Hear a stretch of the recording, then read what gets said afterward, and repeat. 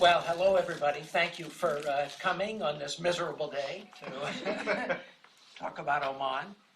Our guest today is Ambassador Gary Grappo, who's a very distinguished former U.S. diplomat who served throughout the Middle East in Jordan and Saudi and in Iraq, but especially in Oman. He's probably if you don't mind me saying it, probably the most knowledgeable American diplomat, having served 2 tours in Oman, first as Deputy Chief of Mission and then as Ambassador.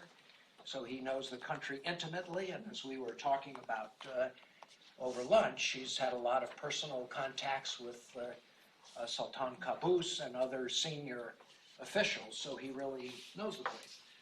And he's going to talk about Oman and its future, and then we'll have a discussion with questions afterwards.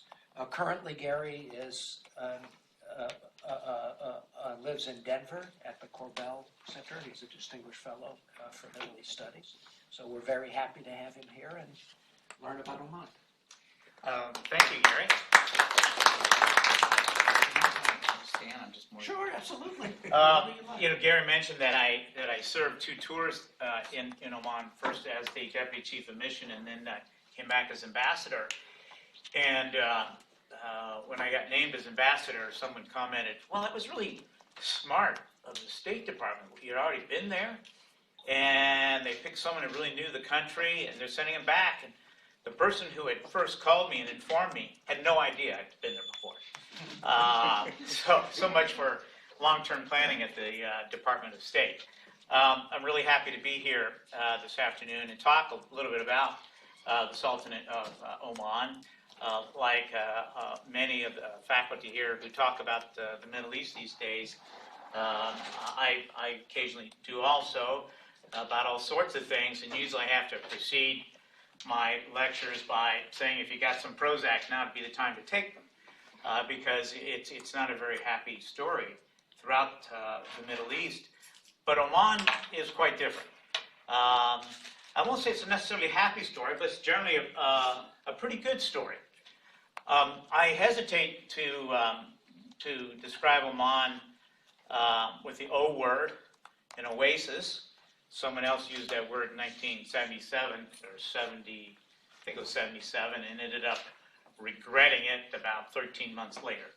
But I like to describe Oman as an enigma, and it really is for the Middle East. And I describe it that way because it is all the countries of the Middle East, of course, are different in their own way, and Oman is no exception. But Oman is a country that was tailor-made for its current leader, Qaboos Assaid. And Qaboos is a leader that was made perfectly for this country. And so I'm going to describe first a little bit about the country, and then I'll move into some discussion of Qaboos. Qaboos, by the way, was not his original name. I can't recall exactly what it was. They told me once it was sort of a common name among Arabs, but he changed his name himself. And not many Omanis even knew the meaning of Qaboos because it's just a word you don't hear often, or a name. And apparently it comes from, I was told, Old Arabic, the person who brings the light. And that's exactly what he was. He probably might even describe himself that way. But in the case of Oman, when he took power, it was a very backward country, undeveloped, impoverished in the midst of, up to that point in 1970, it had been a 5 or 6 year war down in the south called the Darfur Rebellion, which is bit surprising if you know a little bit more about the history of Oman. In the 4th century, the Omanis, who historically had been traders and seafarers, had sent a trading delegation to China and opened a trading mission in China in the 4th century. It's kind of hard to imagine. They were very accomplished seafarers. And when there was a dynastic change in China, they closed shop, returned, and I guess there was another one in the 7th century, and they went back and began trading. So the Omani history of seafaring and trading is ingrained, and in a very significant way describes or explains why the country is so different. Not altogether different from coastal nations or societies who engage in seafaring and trade. Great Britain, for example, or even the United States. In the mid-18th century, about 25 years before American independence, the current dynasty, the Abu Saidi, came to power. How? Not unlike some previous dynasties, they at that time were occupied by the Persians, and they ousted the Persians in a very bloody war. And the leader of that revolt came from the Abu Saidi tribe, and that was the founding of the Abu Saidi dynasty. So it's one of the oldest ruling dynasties in the world today, I believe. They would very humbly state much older than the one to the north, and have been quite successful in governing the country. Sayyid Ahmed, sometimes known as Azim or Great, was the Sultan for 50 years in the early part of the 19th century, and actually established an empire that extended down to present-day India and all along the coast of East Africa. Now, during that period, of course, it matches up with the period of maybe the latter period of slave trading in the West, and there has been some interesting work done about the role that the Omanis may have played in going into the interior of Africa to capture Africans, transport them to the coast where they were then sent to the West. You'll never have an Omani discuss that part of their history. But at that time, if you were anyone interested in doing any kind of commerce in the Indian Ocean, you had to have a relationship with Oman. And it was during that time that the United States began establishing a relationship with Oman. And it was a quite successful one. As a matter of fact, in the early 19th century, the Sultan, Ahmed again, sent a diplomatic mission to the United States, the first Arab diplomatic mission to the U.S. There is a wonderful rendering of this for anyone who ever has a chance to see it by an American painter, E. Harper Johnson. You might be able to find it on the internet. And of the arrival of the Sultana, that was the name of the ship, that arrived in New York Harbor, and you would think that the Martians had landed because they just look so different. And their dress and wearing their daggers and so forth. But that was the first treaty of friendship and cooperation between an Arab country and the United States. It was not negotiated by American diplomats. It was negotiated on behalf of the U.S. government by a couple of American traders and seafarers, and basically served as a basis for the U.S.-Oman relationship until pretty much the 20th century. That empire declined with the death of Sayyid Ahmed in the mid-19th century.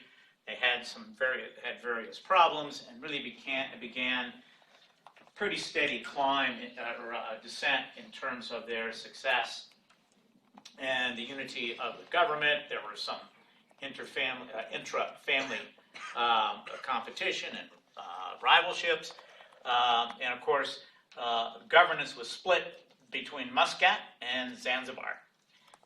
Most of the wealth was in East Africa.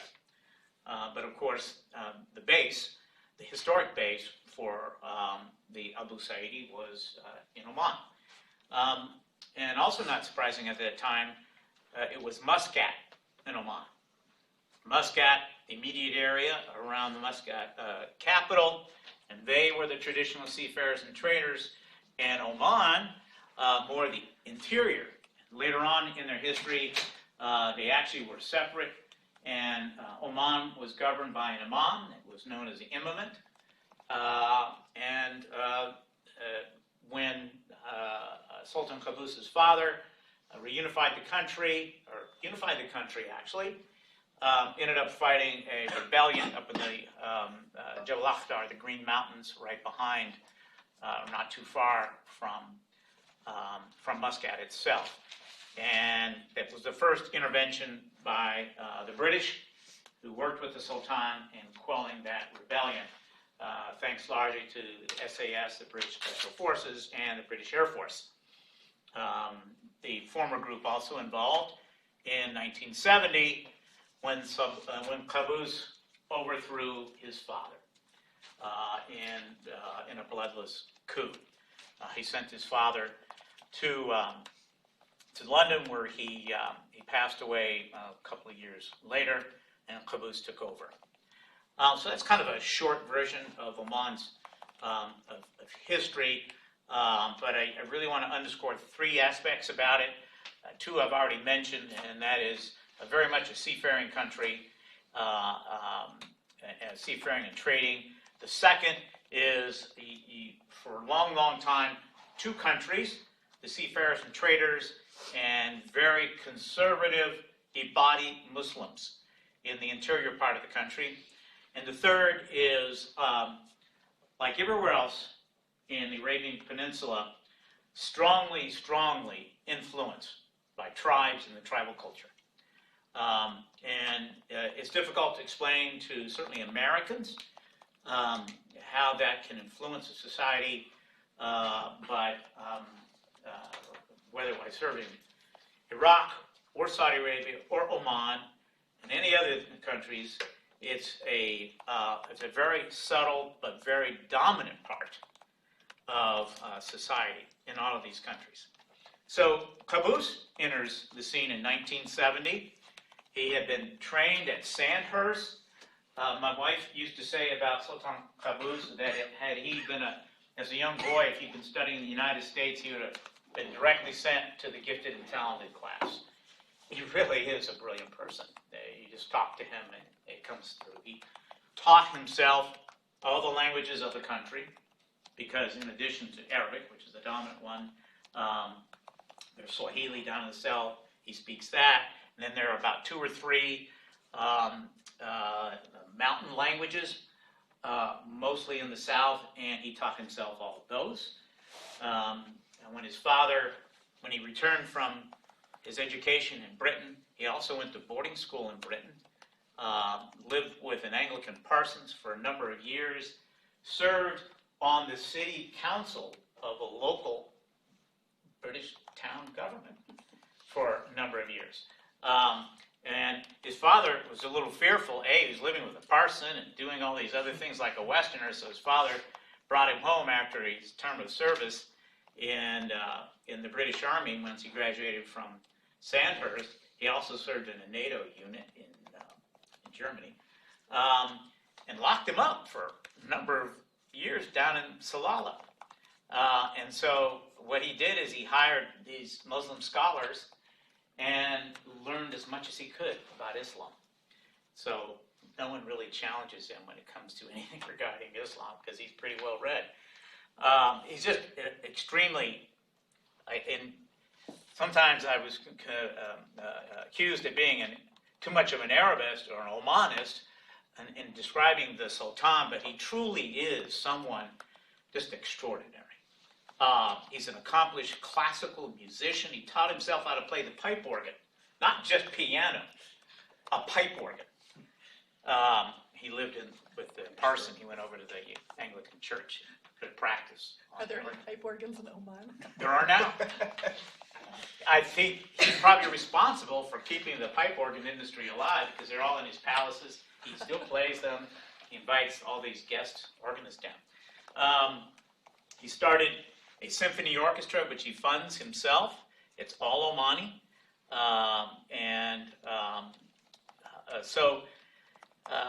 He's just architecture. His hand is everywhere in that country. It's impossible to overstate his influence in this country. As one diplomat once told me, he said, there will just simply never be another caboose in Oman. And he's probably right. So he takes this country in 1970. He's a young man. He's only 30 years old. And he's got a rebellion on his hands. He manages to quell the rebellion not through some big Donnybrook battle, but he slowly wins over the rebels. He brings them into his government. He offers amnesties. His current foreign minister was a part of the rebellion at the time. His former information minister was a part of the rebellion at the time. And a number of other, either current, probably former now, government officials had been members of the revolt. Now had come into his government. And so by the mid-1970s, has got the revolt over. And unlike his father, he quickly began looking for ways to capitalize on Oman's limited oil resources and use the wealth garnered from that to begin building the country that he had envisioned.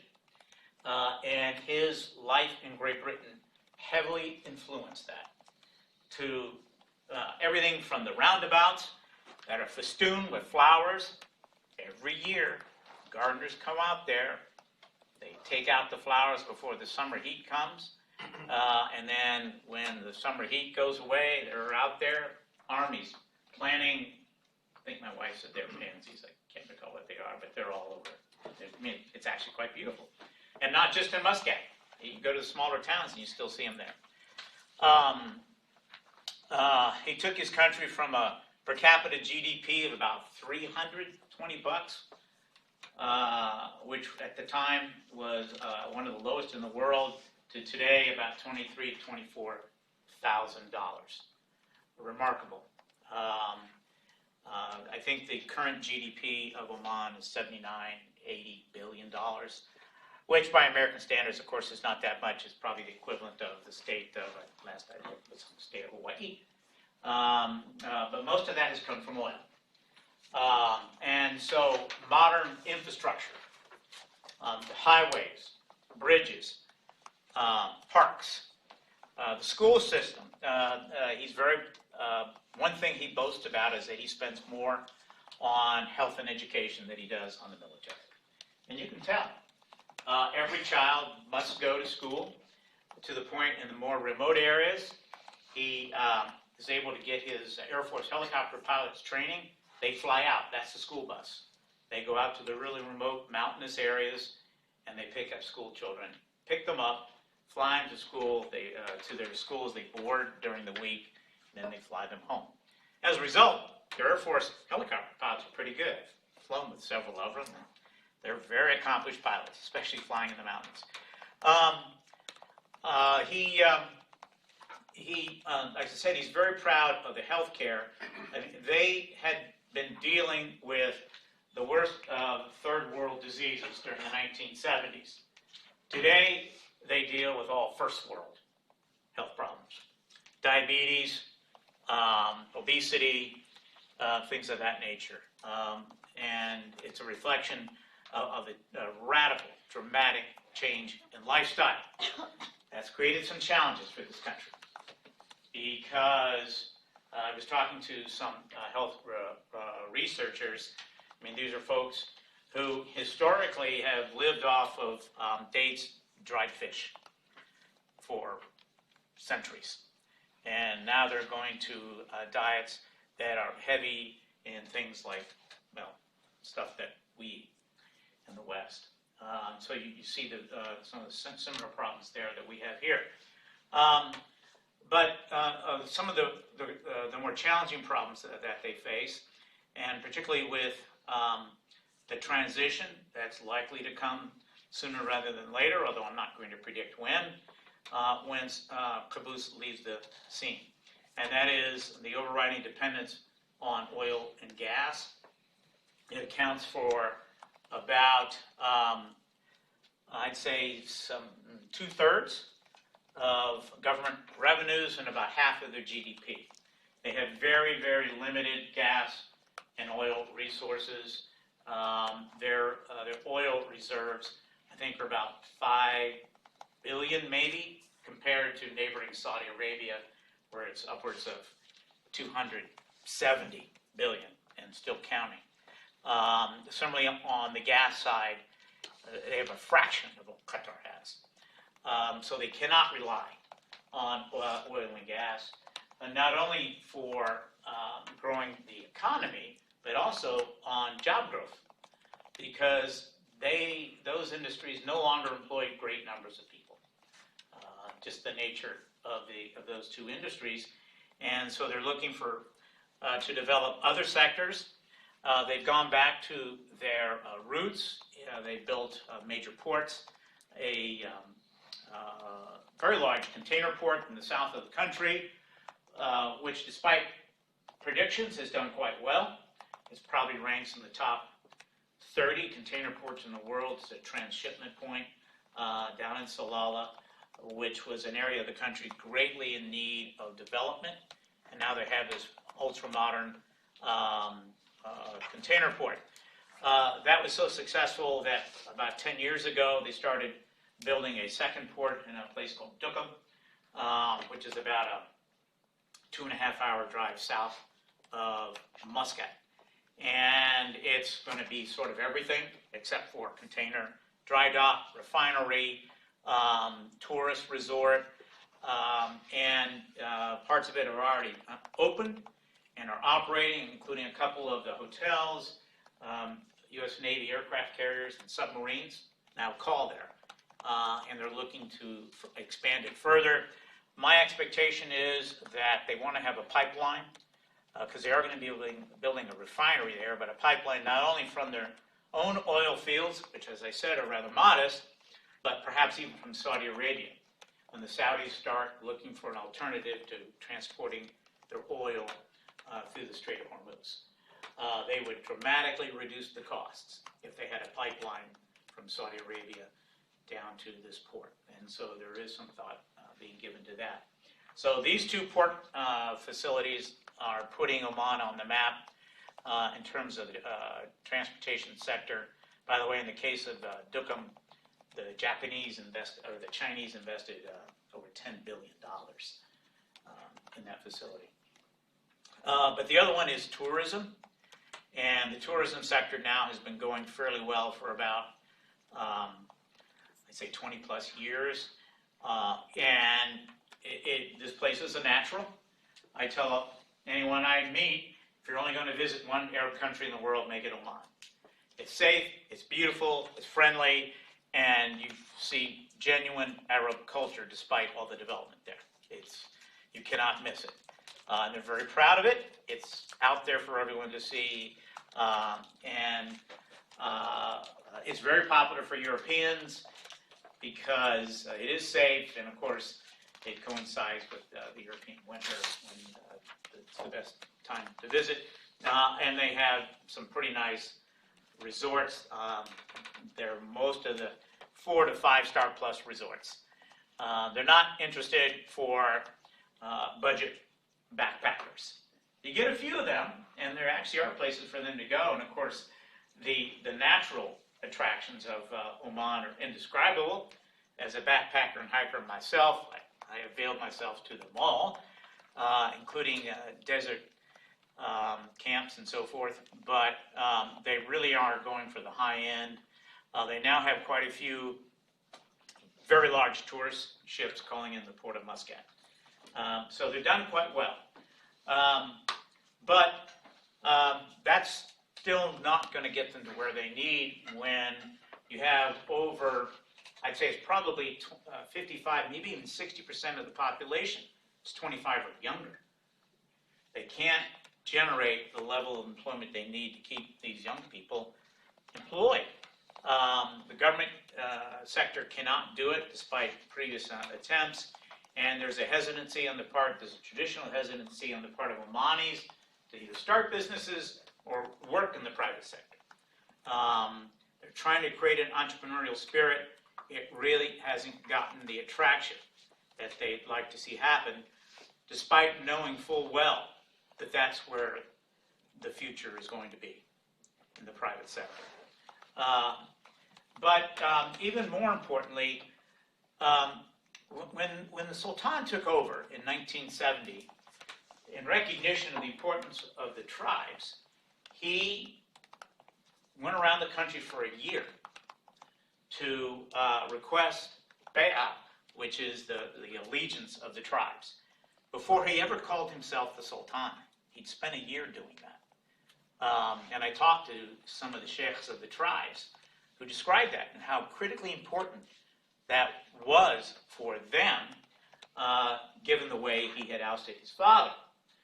Now, when the next Sultan enters the scene, he'll have to do that.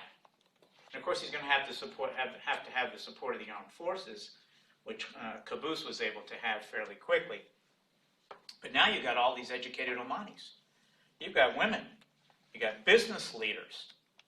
When he took power, there was no such thing as Majlis Oman, which is the Omani parliament. Now you have them. They have no direct role in any of this, but they may want to meet a new sultan to gauge that person before they give the allegiance. And then you have all of these young people who are probably pawing at the opportunity to have some input. One of the accusations, criticisms made against Qaboos, and I think it's credible, is that over the last 20, 25 years, he's become a bit aloof, out of touch with younger Omanis. And it's not just younger Omanis. Most serving ministers in his cabinet only see him twice. When they're sworn in, and they're sort of handing their papers when they're changed out. That's all. Or in the annual meeting that he has with the cabinet, and some occasionally a special meeting. Very few Omani ministers meet with Qaboos. So he meets with a very close circle of individuals, and that's become ever smaller. Moreover, as a young sultan, every year he used to have these meet the people tours. He'd go out and set up a camp. It usually happened around January. Set up a camp in some part of the country for a month and invite the local populations to come in and meet with him one-on-one. He'd meet with him in groups, but if you wanted to see him, he would meet with you. Didn't matter who it was, which is pretty extraordinary for a ruler in any country, actually. And he became, this is what really earned him the respect, admiration, and in some circles even love of the Omani people, that he did this. You know, I don't like the schools, I'm not getting proper health care, there aren't any roads out here. Then, as he became older, he started doing those once every other year. By the way, I mean, he would go to some very remote areas, and it was a major undertaking for his government to transplant itself to the middle of somewhere for a month, because he wouldn't govern. He'd meet visiting dignitaries out there. I used to meet him out. I used to actually like to go out there. That was pretty neat. You know, meeting him in his big, glamorous tent, and so forth. So he started doing them every other year, and now because of his declining health, he stopped doing it. And so there, I think it's a fair criticism that he's become aloof and separate from the people whom he governs. So these are just some of the challenges that they're going to face going forward. I think the big one is going to be the economic one. And then for his successor, earning the kind, whoever his successor is will never get the kind of credibility and respect he's got. 49 years working at it. and doing, taking a country from such a very, very low level of development and sophistication to where it is today. The opportunities are simply not going to be there. And the extent to which that new sultan will be able to exert the kind of power, influence, and authority is also probably pretty questionable. So many, many challenges for this new sultan, whoever it may be. Now, Qaboos apparently is recovered, although I'm not a physician, so I can't say what recovery means from someone suffering from a pretty severe form of cancer. He was absent from the country for almost a year, which was unprecedented for him. And when he came back, there was only one photograph of him, and he looked like a recovering cancer patient. And then within about 3 or 4 months of his return, he had to go back for another 4 or 5 months. He was treated in Germany. And so he had an extended period of time during which he wasn't present. Now, things in Oman really don't move at the speed of light because he's pretty authoritarian. And key decisions always go to him, which was extraordinarily annoying for a government like the United States that likes to turn things around on a dime, especially when it's someone else's government, not ours. And so now he's back, but my understanding is things have not picked up with his return. He has a much slower pace. He doesn't meet with people as frequently as he had done in the past.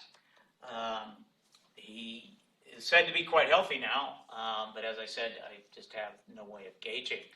The last thing I'm going to comment on in terms of the challenges that his successor will face is that Qaboos, with his authoritarian style, which was very subtle, it wasn't, I'd say, as oppressive as any of the other Gulf countries. Everyone knew it, but he was pretty subtle about it.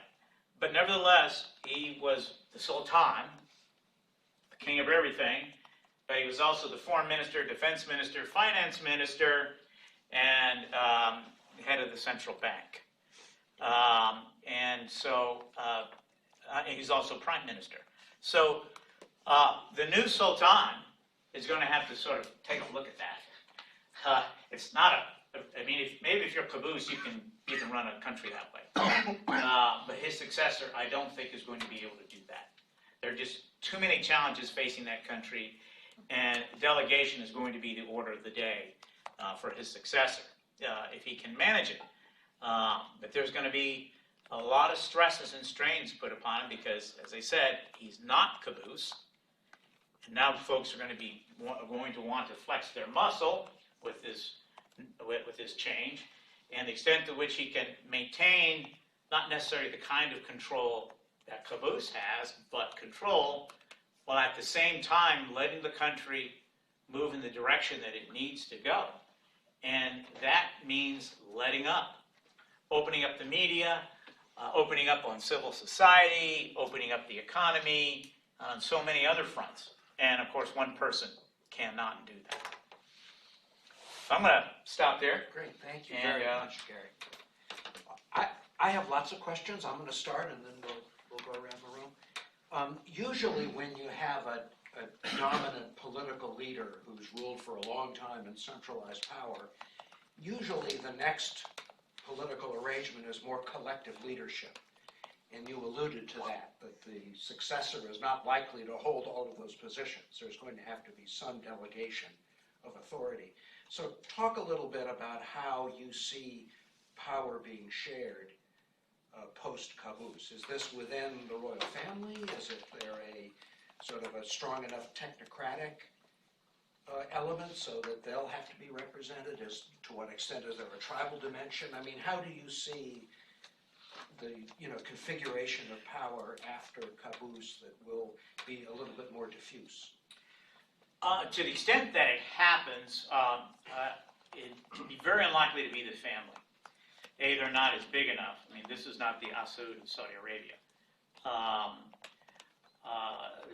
technocratic potentially. You have some extremely well-educated Omanis today who are more than capable of leading the effort on all of these fronts. In fact, in some areas, they're already doing it.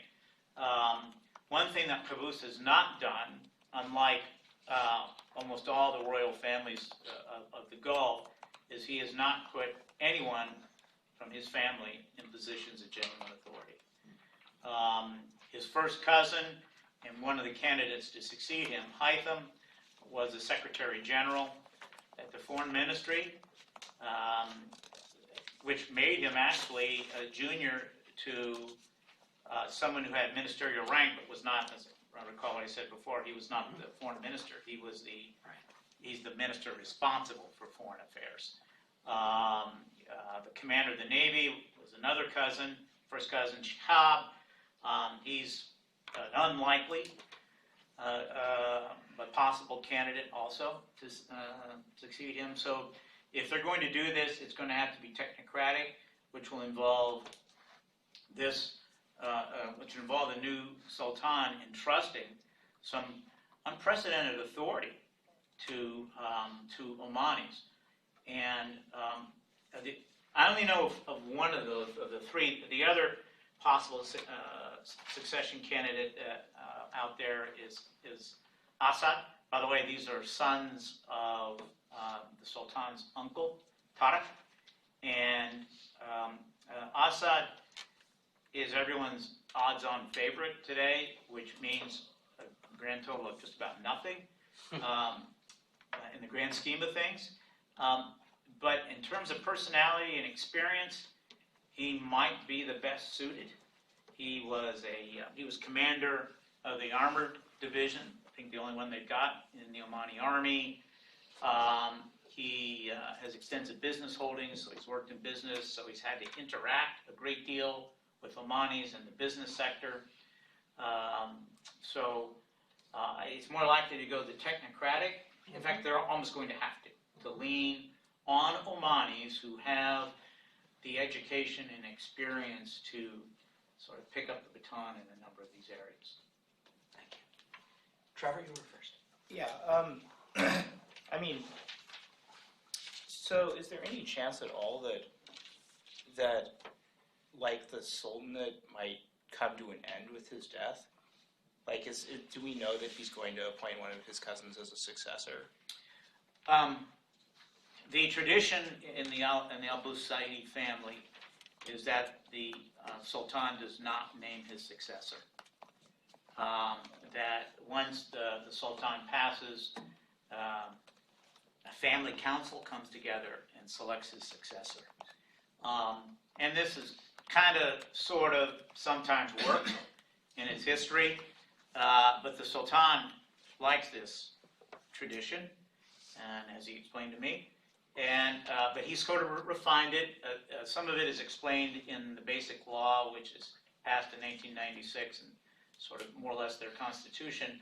And then he added some nuance to it, and it sounds strange. He's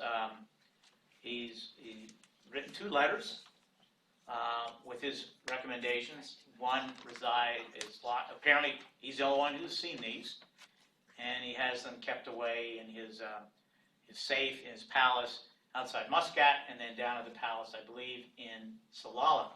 So if the family council cannot agree within 3 days on his successor, and it really sounds Byzantine, then the National Security Council comes together. They never meet ordinarily. It's just a council in name only.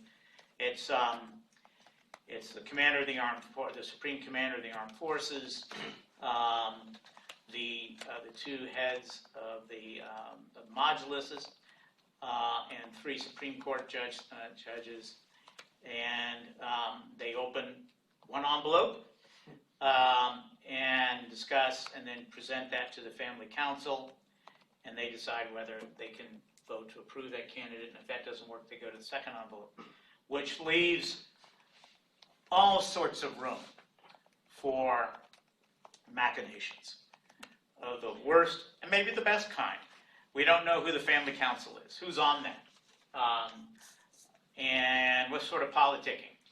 And can anybody sort of say, here's my application to be the next sultan? There are some fixed requirements in terms of lineage.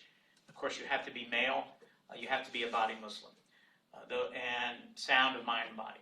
Those are kind of the fixed things. And so you meet those. I don't know. You submit your application and tell the family, take a look at this. I'm better than those guys. We don't know how that works inside the family. We don't even know who the family members, and it's not a big family, as I said. Who gets to pick? So it's really kind of nebulous.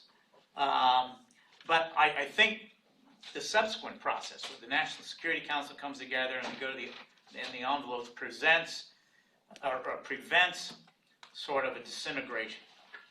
Moreover, Oman today is a fairly unified country. You talk to Omanis, whether they come from the interior, or the coast, or Salalah, and I've been from far north in Masandin down to the Yemeni border. People are very proud to be Omanis. They, in varying degrees, respect, admire, sometimes even love the Sultan. So I don't think we're going to expect anything of the sort that we've seen in many of the other countries in the Middle East in terms of a breakdown. But clearly, the process of naming a successor can't go on too long. Omanis will insist that a successor be chosen, someone reasonably acceptable. So the idea of a breakdown or a division, not likely. The only possibility, I still think it's remote, is the conservative, the Muslim elements in the interior, if they decided to reassert themselves. But one of the things that the Sultan has been very careful to do is manage those folks in that relationship. And I think the security services would be the first to know if there was any movement in that direction. And the armed forces would probably take action. Arash. I was really struck by the comment you made about the two container ports. And I was thinking more about that. And, we have a fellow here at Gökçe Gönel who works on this kind of attempt to shift in the UAE to, some of the economic priorities, to creating Masdar City, and kind of experiments in environmentalism in the anticipation of fossil fuel revenues declining. And so I was thinking of, how you, if I'm correct, you were kind of framing the construction of these container ports as kind of a transition, a pivot away from a particular emphasis in terms of Oman's political economy to a new one. Sorry, this is my quirk, but I'm thinking about, the second volume of Marx's Capital, where he talks about the centrality of circulation to global capitalism. And it made me think, well, okay, oil has been central to global capitalism, and circulation and containerization is now central to global capitalism. So this is just a hypothesis on my part, or just a hunch, but I'm thinking, well, what a convenient pivot, right? If you pivot from oil to container ports, you're still somehow ostensibly, or at least theoretically, central to global capitalism. So I was wondering if you could speak a bit more about the container ports and the relationship between Oman's domestic economy and the global political economy. Only one of the ports, Salalah, is a container port. Okay. It's big. If you've never seen a container operation, it's really impressive to see. Just a little anecdote. When I visited there, they had the control room that moves these giant cranes. Is maybe a little bit bigger than this room, and of course it's glass around so they can actually watch. And they have the employees sort of managing the movement of all the containers and these cranes moving in gantries. It's an impressive operation. They employ women in this control room, and the women in the southern part of Oman dress very conservatively. So they will be completely covered except for their eyes, the way you might see in Saudi Arabia or in Yemen. Not all of them. but particularly those who come from those cultures. But rather than just getting a scarf, they have really colorful, for lack of a better term, masks that they wear. So that foreigners who come there sometimes collect them. My daughters did for a while. They're really colorful masks, so you walk up and you talk to these women. They're very educated, technically, obviously very savvy to be able to operate all this equipment, and they're all fluent English speakers, and here they are wearing these masks and telling you about how the computer software they use to move these gantries. But to get to your point, they have plugged themselves in, the understanding the importance of the container shipment industry, and now it's a pretty sizable force. They're doing the same thing in Duqm, but they're looking at other parts of the sea transportation sector, particularly petroleum and dry goods, various types of dry goods, and wanting to create the same kind of business model for addressing a different sector. And also, again, capitalizing on the tourism attraction of Oman.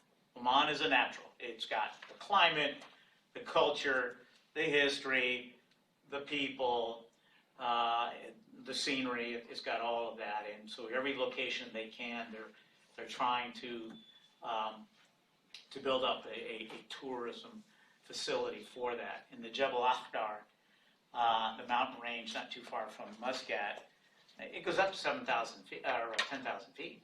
So they're real mountains. They come from Colorado. They're real mountains there. It rarely snows on their mountains, and they've built a couple of resorts up there now. And in tourism is where you get employment generation, which is what they're really after. To the point where you see Omani women, which you often don't see elsewhere in the Gulf, doing the sort of the routine jobs you would find in hotel and restaurant industry, say in this country or any other developed country. So the real question is going to be, is that going to be enough?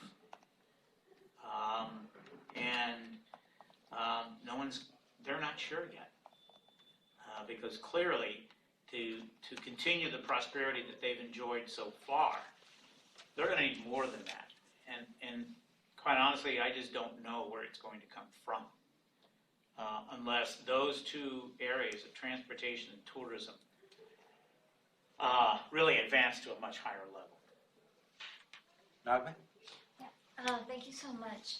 So I'm an historian, and I want to ask you a historical question. I was taken aback because you mentioned that the way in which the Dhofar rebellion, revolution, doesn't matter what it's called, was what ended was through a process of convincing people to kind of join, opening up the government so that people could join. And everybody loves to mention Yusuf al-Alawi as, although I honestly have yet to hear about more than like the 3 names that everybody uses. But anyway, it doesn't matter. So I was wondering that, in your opinion, how do we, if that's the explanation for why the Dhofar rebellion ended, how do we explain the entrance of SAS troops into Oman in 1970 after the coup, why the Shah sent close to 4,000 troops from Iran in 1973? We know the rebellion ended in 75. Why the Shah sent helicopters, which, by the way, all of this stuff remained in Oman until after the revolution. So if that's how the rebellion ended, how do you then explain for the uptick in all of these troops in the period before the end of the rebellion that were stationed in Dhofar? So it's not like they went and just hung out in Oman, they went to Dhofar. So how would you bring together these two explanations and sort of figure out what was happening? Well, yeah, what is not normally discussed is that for those participants in the rebellion who did not take the amnesty, did not come on board, they were pursued ruthlessly by the Omani Armed Forces, SAS, and of course they had the help of the Iranians and Jordanians. The casualties, no one really knows. And if you had to pick, I mean, there really are two reasons. One was because he tried to find a way to end it in a way that they would want to stop fighting. But for those who wanted to hold out, he pursued them everywhere, and he used I don't know about the Iranian forces who came, but the Jordanians who came were also special forces guys. They tracked them down. And so, it's said that when Petraeus redesigned our program for going after Al-Qaeda in Iraq, that one of the models he consulted was how the Sultan dealt with the Dhofar rebellion. And the other one was how the British dealt with the rebellion in Malaysia. And I don't know if it was a model or not, but he refers to it in I think a subsequent book that he wrote about that. So About the way in which they use force, when not with the. when all these other methods Okay. could not work or did not work, they use force, and which is pretty much the way the Americans approached dealing with Al Qaeda when they couldn't win over those who had gone over to Al Qaeda in Iraq. And you can still visit. I visited some of the places in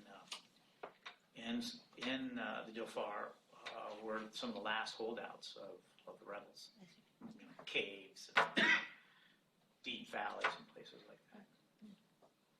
David? Thank you. You described how Qaboos built the country, figuratively and literally, but one thing he did not build were representative institutions, right? The whole rest of the region, by the late 80s, early 90s, not the whole rest of the region, most of the region is moving towards establishing or revitalizing parliaments, right? Especially the monarchies that are most similar in terms of low oil. Morocco, Jordan, Kuwait, Bahrain, they all have very active parliaments, right? A number of other countries, Egypt, you can keep going, didn't democratize, but certainly liberalize in the sense of setting up parliaments, allowing some space for civil society, even for official NGOs in many countries, even if they were heavily regulated, for allowing different forms of media and different access to media. Oman didn't do any of that. There's a parliament there, but it's completely defanged. I forget the exact numbers, but I think parliament they don't make laws. Right? But I think they've proposed 7 or 9 laws in the last 4 years, none of which saw the light of day. It doesn't play a role in that sense. That their NGOs are still almost impossible to form there and have no powers. If you're an NGO in Oman, you're not even allowed to have a business card. And so I'm wondering both from the perspective of what explains the, by any measure, if you look just at it's a light country, right? But if you look, repression is very light relative to some of other peers. But in terms of democracy, it's one of the most authoritarian countries on earth, right? Way out there with the North Korea, Saudi Arabia sort of level, but again, without the repression. So how do you explain that? Is it really just his personality? And I really want your perspective as a U.S. ambassador who was there. Why did the U.S. push this at all? You were there, I think, when the Millennium Account Challenge was a priority. Why did this not seem to impact U.S.-Omani relations whatsoever?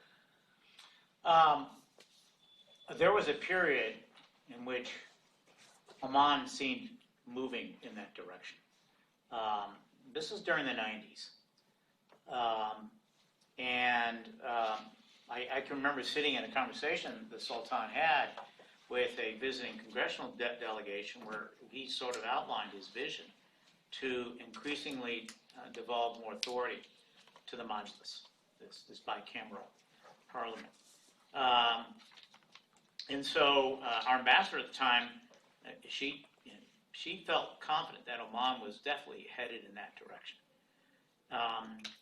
And then it was a series of things that happened, and I think the Sultan decided to pull back, particularly when it came to the Majlis. Now the Majlis does call up certain ministers, and sometimes the exchanges between members and ministers can get pretty testy. So they're not afraid to challenge ministers, but they don't call the minister responsible for foreign affairs because they have no authority in that area. They don't call the minister responsible for defense, because they have no authority in that area. They can propose changes to the budget, but they can't propose a budget.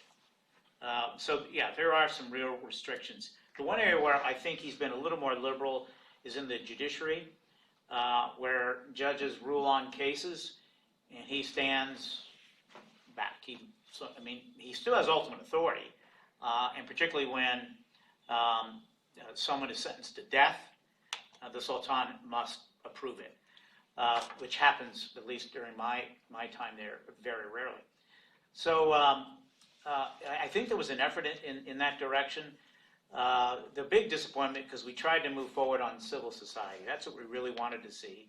And they were getting some traction in some areas, but you can't be an NGO in that country without the approval of the government.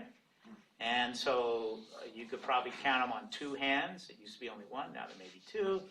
And it's sort of the areas that are predictably non-threatening. Even the environmental NGO there, which is quite active, doesn't get into policy areas. It's mostly on educating the public, recycling, and not wasting water, and plastic bags, and those, which is great, but it's not in the policy side, because they have no impact on policy. And in fact, the only way an NGO can really get a license to practice as a public NGO is to get the government to approve them. And the best way to do that is to get some influential person, usually a member of the royal family, to be a backer. And when that happens, it sort of greases the skids. But there are still precious few, and it was exasperating. We had the Middle East Partnership Initiative, which initially was quite successful in Oman. We got lots of members of parliament to come to the United States and participate in various legislative exchange programs and education programs, particularly women, but it didn't translate into anything in terms of greater authorities. So the modulus is still has very limited scope of authority. The Sultan kept on telling me, I keep telling them to take more initiative, and they don't do it. Well, you sort of have to get up and say something to them. And sometimes his words were a little difficult to decipher when he would speak to them, and it wasn't quite clear that this is what he was telling them to do. Just to follow up on David's question, you were ambassador at the end of the Bush administration when the U.S. was pushing Yes. the idea of democracy in the Middle East. Did you try to do that in Oman and fail, or did we decide that Oman was so important that we didn't want to disturb We were things? more active on the human rights side and on the judicial reform side. But, I mean, we understand the nature of the government of Oman. It's not changing from a monarchy. It's not becoming a democracy. And if it is going to become one, it's only because the Sultan is convinced of it. And as I said, I think he was, and for some reason he pulled back. Perhaps the events that took place after 2000, starting with the second Intifada, which was when, and that really had an impact on him. When the Camp David talks failed, the Israelis had a commercial office, which was seen as laying the ground for an official Israeli embassy. I knew the Israeli representative. He was he's very senior Israeli diplomat. He had previously been their ambassador in Morocco, and so all signs pointed toward this moving forward. And he wanted to be the first country to have an Israeli embassy and to recognize the government of Israel.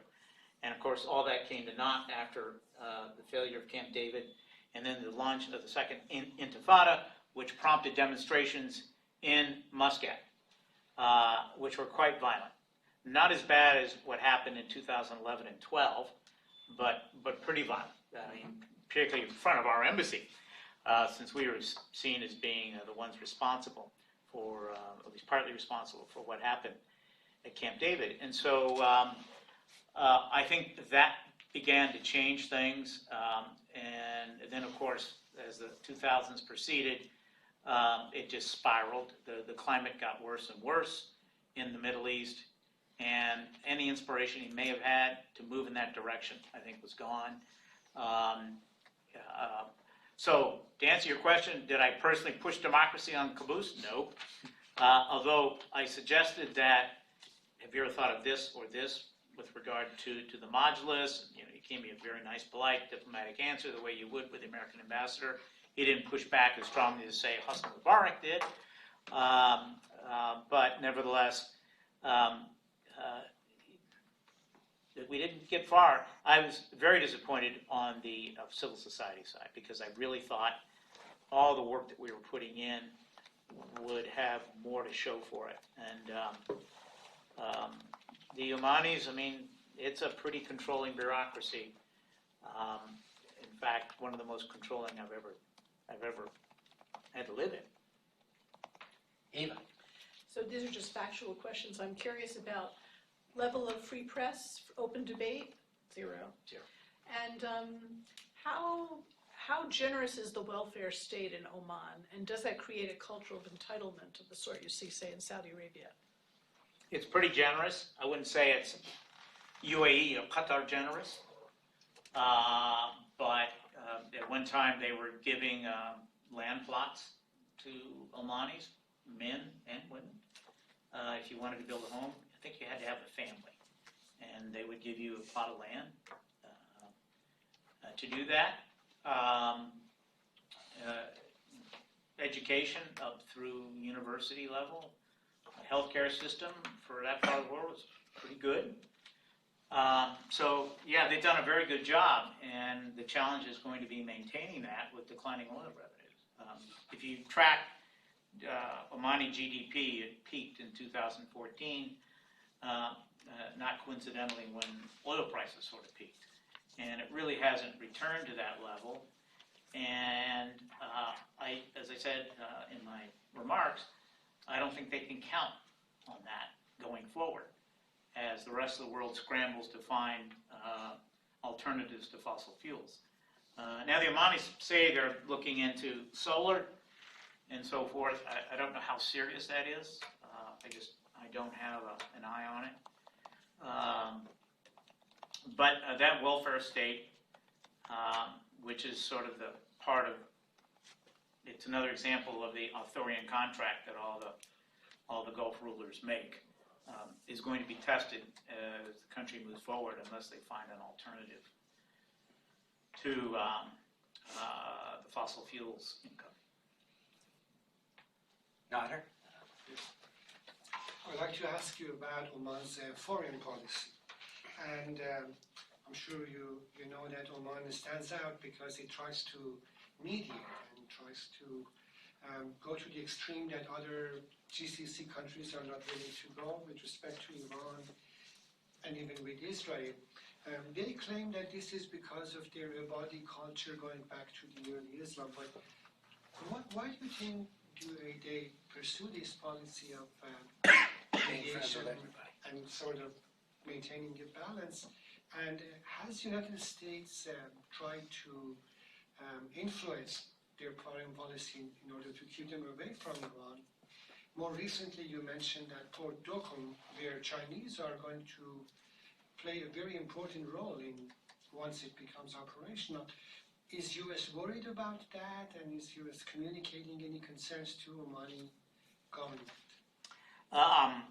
It's a really good question, and thank you for asking. Yeah, Oman, I think for the entire Middle East, has a unique foreign policy, which has succeeded,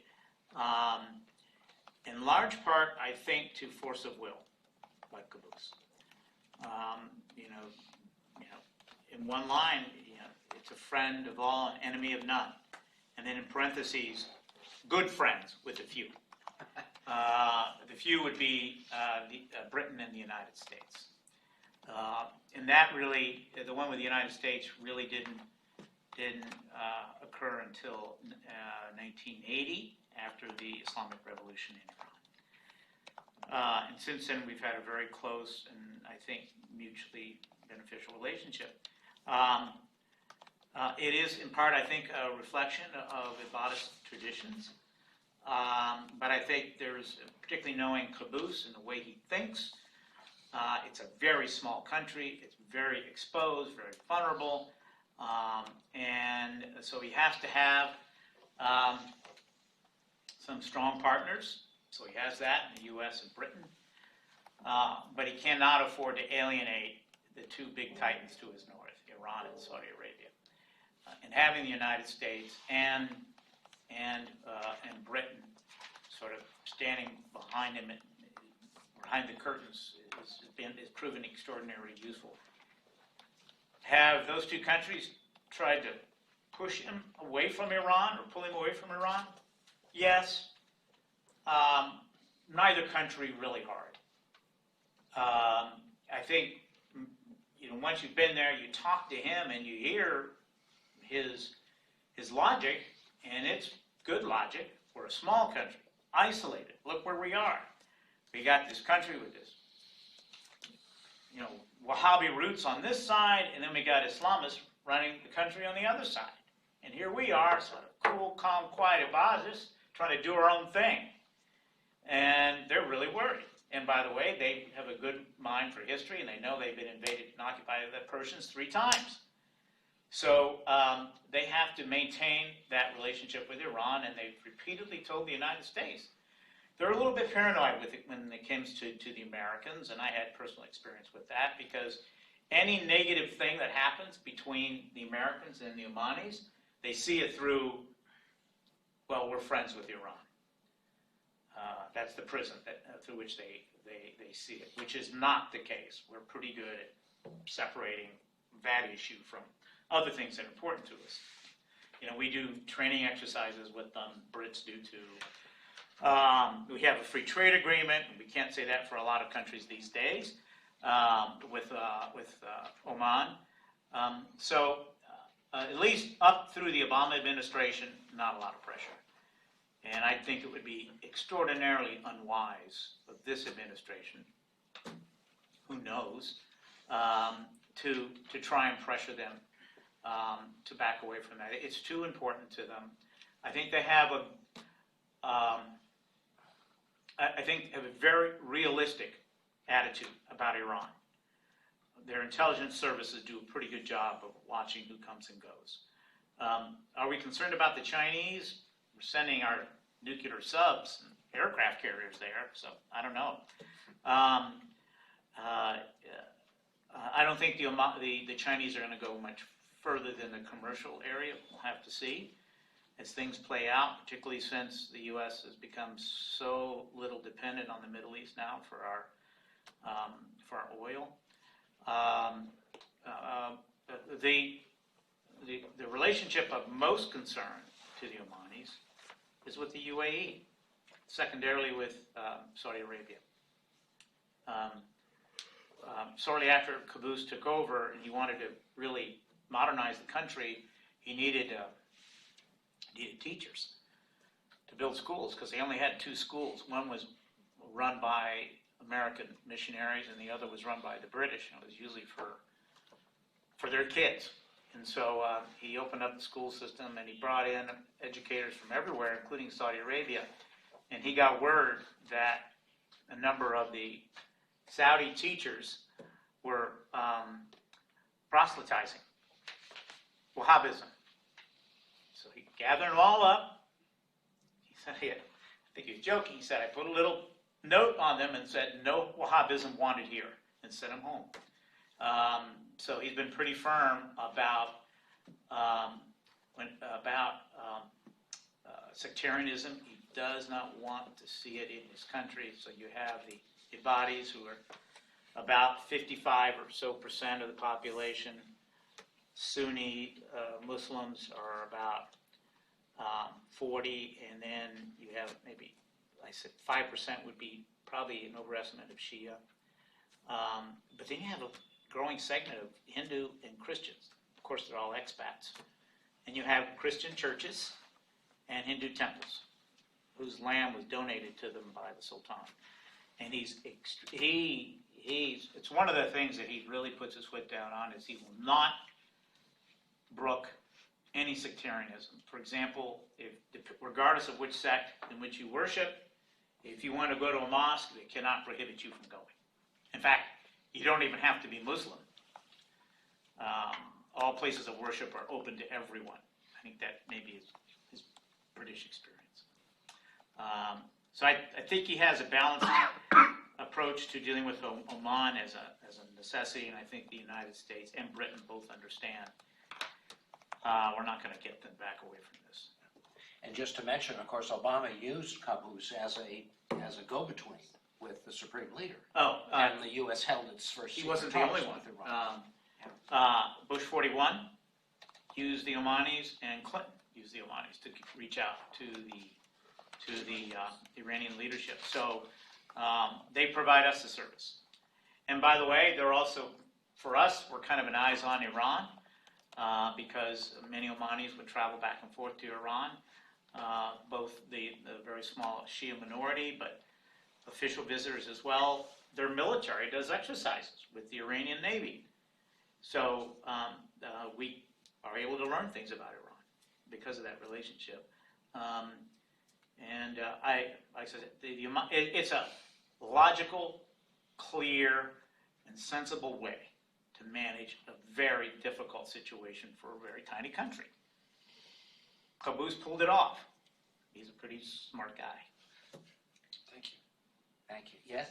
I mean, you actually just did a pretty good job answering what my question was, but could you elaborate more on, so you said that they have a relatively small military, and then given that Qaboos has been sick in the past few years, I'm assuming, even though he's better now, his health can only deteriorate more.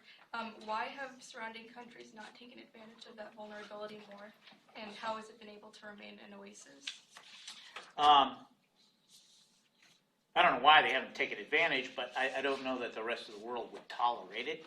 The United States and Britain wouldn't, at least under previous administrations. If the UAE or the Saudis were to make a play, well, the Saudis have already proven they're not very good at it, so unlikely there. And the UAE didn't fare much better either, even though Oman would be right next door. They have very professional armed forces. All of our military folks would tell me that they have the best trained, most professional armed forces in the entire Gulf, and probably, with possible exception of Jordan, in the Middle East. But they're very small. I can't remember the actual numbers. I don't know, about 20,000 in the Army, between 5,000 and 8,000 in the Navy and Air Force. They have some pretty sophisticated aircraft now. They have bought 2 tranches of F-16 fighters from the United States. They bought the I can't remember the British fighter as well. So, and they have very good pilots. They train with ours and with the British. So I think any potential invader would have to think twice. They get stung pretty badly by the Omanis. And then they could probably, in fact, I don't say probably, they could count on the United States and certainly Britain to step in at some point. But I don't think there's any real threat of that. I think, if anything, particularly during the transition, there may be some attempts on the part of the UAE or the Saudis to apply pressure to the new Sultan, and that may be his second biggest challenge, is how to deal with that. Because Qaboos, I mean, he really didn't take crap from anybody. Another little anecdote, he didn't visit Saudi Arabia very much. He kind of had a thing for the Saudis. But when he did, the really colorful headdress that they wear is called the Musar. And whenever he visited Saudi Arabia, to back up just a little bit, and the royal family in Oman has an especially colorful, unique Musar that only royal family members can wear. It's pretty distinctive, you can't miss it. When he goes to Saudi Arabia, his musar is all white because the head of the Abadi faith wears a white musar. And that's what he wears to Saudi Arabia every time he goes there, to show to the Saudis that he is Abadi and he represents Ibadis. And of course, he's the head of state of Oman.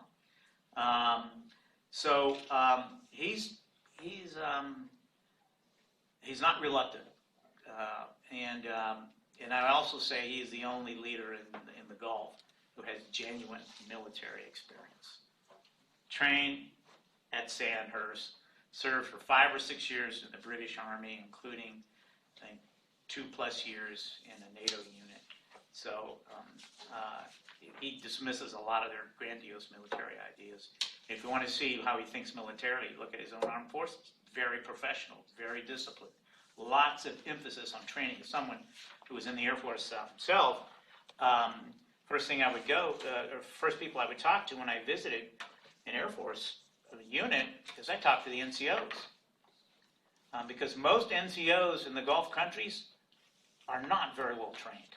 This is a real weak spot. They don't put the attention and investment into training NCOs the way the more advanced armed forces, say, of NATO.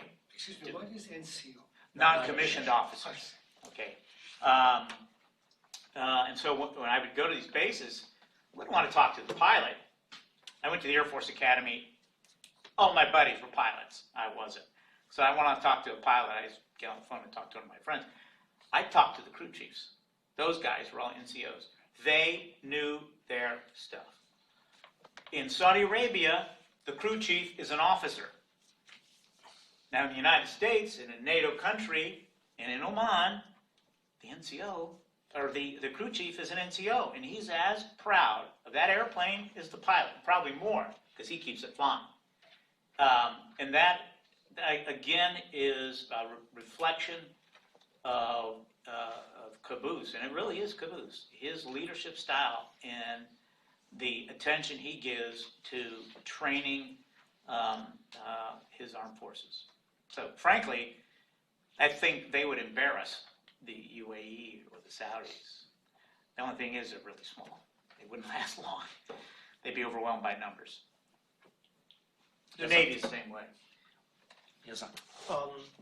So I was curious to hear more about the Majlis, how it actually works, and particularly now in the kind of not like full absence of the Sultan, but like his kind of lack of sort of everyday engagement with politics, whether like within the say like the capital and the circle of power there, or like the more kind of tribal politics.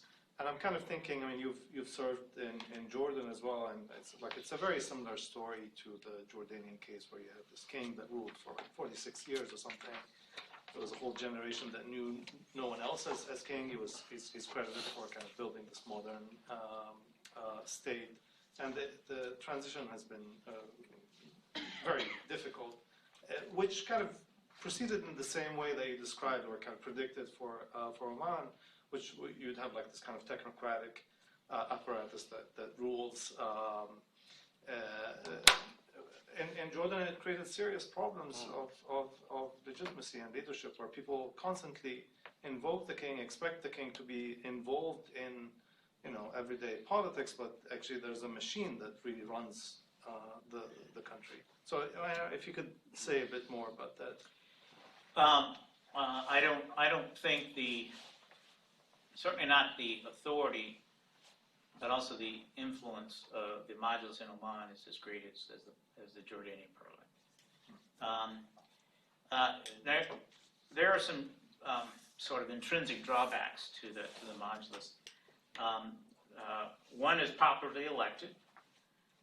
Women can now run and have run. They have not done very well. Currently, I don't think this is in the Majlis Ashura, which is the consultative council. I don't think there are any women now. At one time there were 2 or 3. And so in the appointed state council, the Sultan makes all the appointments. And then it's pretty, I wouldn't say it's balanced, but it's closer to being balanced. He appoints lots of women to that majlis. For the elected one of the real challenges, and the Sultan was pretty honest in explaining this to me, is since political parties are prohibited, what's the unifying element? Tribes.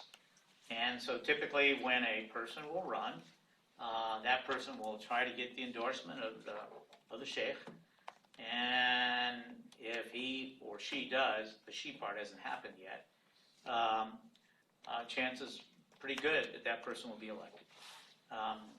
The one woman I knew who was in, but only for one term, she just explained how frustrated she was. She got in literally by a baby's breath, and then the next time she was voted out because of this tribal component. So it's heavily tribally influenced, given the absence of any other unifying political organization.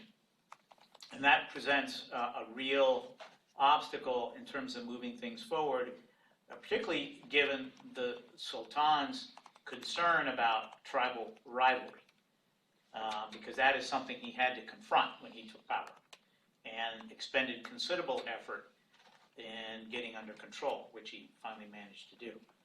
In many ways, the Dhofar rebellion was basically a tribal rebellion. It had a patina of politics to it, but if you look underneath, it was the marginalized tribes of the Dhofar. That's who they were. And so he's very sensitive to that, and you kind of see that playing out sometimes in the Majlis Ashura. When they're in session, they're sort of reported by the local media, but as I said, they don't have open media there. And so you don't get a great deal of substantive information. Social media has helped in getting information out in terms of things might happen, particularly when a minister comes in for a grilling, which has happened. I would say it happens often. But when it gets to the real substance, what are they putting forward? It's pretty limited. It really is pretty limited. They take the government's budget and they can make additions or alterations to it, but it's essentially the government's budget. And they can debate it, they can call in the relevant minister, but in the end it's going to be the government's budget. And they have virtually have none in foreign policy or national security. So when you start adding all of these up, the political space is pretty constrained in that country. And this, to get to the earlier question, I would confront Omanis. I said, okay, you're kind of lucky. You got a pretty good guy running the country now. It's not repressive. If you try, to the extent that someone has reared their head and done something political, you got pulled in and got a stern talking to, and then you got sent home. If things are really nasty, okay, they put you in the slammer for a few days, or maybe a few weeks, but not long. Our human rights report, we would scrounge around trying to say, okay, what opponent has been incarcerated for so long, and unlike all the other Gulf countries, you really didn't have any. I think that's a little different today, given what happened after the Arab Spring uprisings. So he's pretty benign, and so we've tried to say, what happens? I mean, they just, screen comes down. We like the guy we got, we hope he lives forever. Yeah, that happens all the time. I think this transition is going to be an earthquake. Not in the sense that it'll be huge disruption in the country in a negative way, but both the new Sultan and the country is going to have to confront the hard reality of not having an extraordinary human being running the country, and just some average Assad, Muhammad, whoever it is. Another story I'll tell you, a very senior member of the U.S. government, he served in the U.S. government for 40 years in both our Congress and then at the cabinet level. He came to Oman after he'd left government, and I met with him, and he said, in all my years of traveling the world, I only met two leaders with vision, true vision, and made it happen. Lee Kuan Yew and Sultan Qaboos. That's a pretty elite group. I mean, Lee Kuan Yew, he's another. I hesitate to say George Washington. I mean, it's not that way, but in terms of creating a country from nothing, that's what Qaboos was. But both tiny countries. And very tiny. Surrounded by great powers that they had Yeah. to. They won't put you in jail for chewing gum in Oman, but you Right. better not put it on that sidewalk. They'll probably fine you for it. Benevolent dictatorship is the best form of government. You just can't guarantee the dictator will be benevolent. That's the problem. Yeah. I mean, I'm not exaggerating about the flowers and so forth. It just, the water involved. They use desal water to irrigate the flowers, and it is, God, how expensive is that?